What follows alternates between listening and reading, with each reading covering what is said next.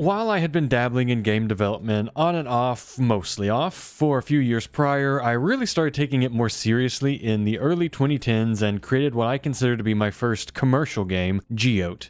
Geote, which is built on Flash, is a straightforward game. Platform your way around levels, avoiding enemies and obstacles, and shoot all of the targets as fast as possible. Though the premise is simple, it's quite challenging, both intentionally because you always die in one hit and have to start over from scratch, and unintentionally, as the player's bounding box is a bit large and there is noticeable mouse lag since the cursor is tied to the frame rate.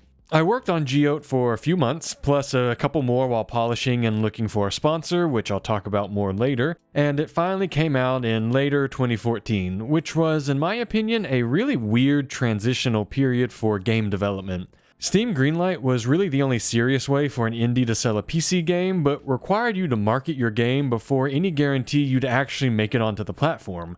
Web games mostly ran on Flash, which couldn't ever get its performance or security quite up to spec, or occasionally Unity's custom web plugin, which actually wouldn't last much longer.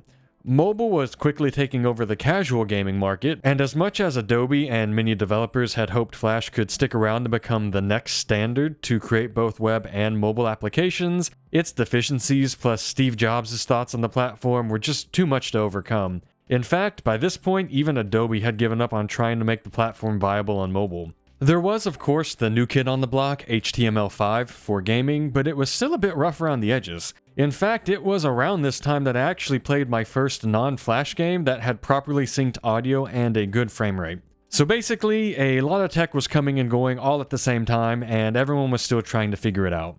Flash was still the dominant force for now, but the writing was on the wall, and the money was quickly drying up for web games, which typically brought in revenue from both ads and sponsorships. Ads are, well, ads, though they were typically less aggressively implemented back then on web games than they are these days, especially on mobile. You'd typically show an ad while the game loaded, but once the user was in the game, ads were less common. Places like Newgrounds had plugins to streamline the process so that it was incredibly easy to put ads on your load screen, and Flash game piracy, if you want to call it that, was rampant, as a site owner could just grab the game's file from one site and put it on their own. But it worked out in your favor by getting your game more views and therefore more ad revenue. Ads were easy to implement, but as has always been the case with the internet, they didn't pay a lot. Sponsorships, where you added the branding of another company to your game, was where the real money was at. The terms of a sponsorship could vary, but it would typically be something like, we'll give you X dollars to show our splash screen after the game loads and have links to our site in all menus, or we'll give you Y dollars to make the game exclusive to our site. Sometimes a contract might also provide funding and some sort of revenue split for, say, a mobile port or a reskin of the game and things like that as well. For example, in the case of Geote, an additional ask was of a short walkthrough video. It's a little bit hard to find numbers now, but in the golden era of Flash games, sponsorships could be quite lucrative. One could make a living from it if they had a talent for game design and art, which, while a rare combo, was made a little more common thanks to the Adobe Flash software package. There were even developers whose entire businesses were built around churning out several games a year, all in the same genre and using the same engine, but with a few mechanical tweaks and a fresh coat of paint on top each time. There was good money to be had, and a top-tier game, like probably any of the major ones you remember, could earn tens of thousands of dollars. Even a simple game like Geote would probably fetch 4 figures during Flash's prime, but I didn't release Geote in the golden era of Flash. I released it as Flash was floundering towards a slow death. So sponsorships, even in the declining years of Flash, were still where the majority of what money that remained could be earned. So how did one find a sponsor?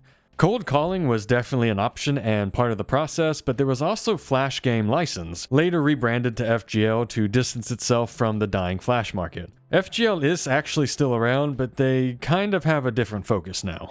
If you wanted to get your game sponsored, this was the place to be. You uploaded your game and one of the site's reviewers would play your game and score it, which gave you an idea of if the game had hit the mark or not, and what it might roughly be worth based on what other games with a similar score had been sold for. The process was pretty easy, and the forums were active with other developers, sponsors, and site reps. Unfortunately, it was all behind developer accounts that are almost certainly long gone, so I can't show you anything, but trust me, it was a happening place for Flash game developers. Of course, the mood was starting to sour by the time I was really getting involved.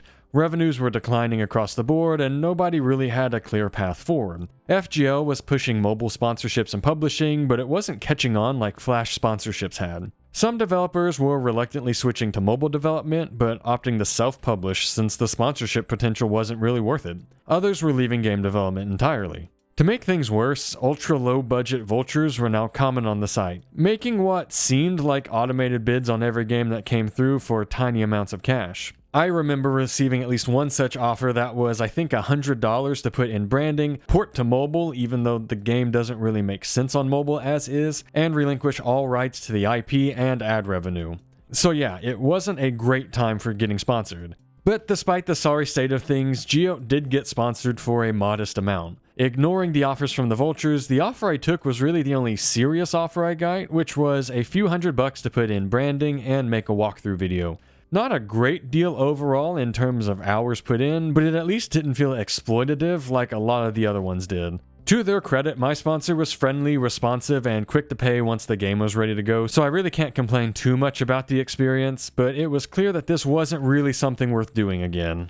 I continued to dabble in game development for a while after Geote before taking a break from it for a few years while I became occupied with being an adult, but I obviously never tried getting a game sponsored the old way again. By the time I was really back into game development, HTML5 was the definitive and really only way to have a web game, but the model of making money from web games had long ago died alongside Flash. In fact, in 2017, Adobe officially announced that Flash Player support would end in 2021, though with the rise of mobile applications and browser support for HTML5, it was really already effectively dead by the time of the announcement. These days, Flash content does live on though, thanks to initiatives like Flashpoint Archive working to archive Flash creations and the Ruffle emulator letting you play Flash content on a modern machine without all the downsides Flash was known for.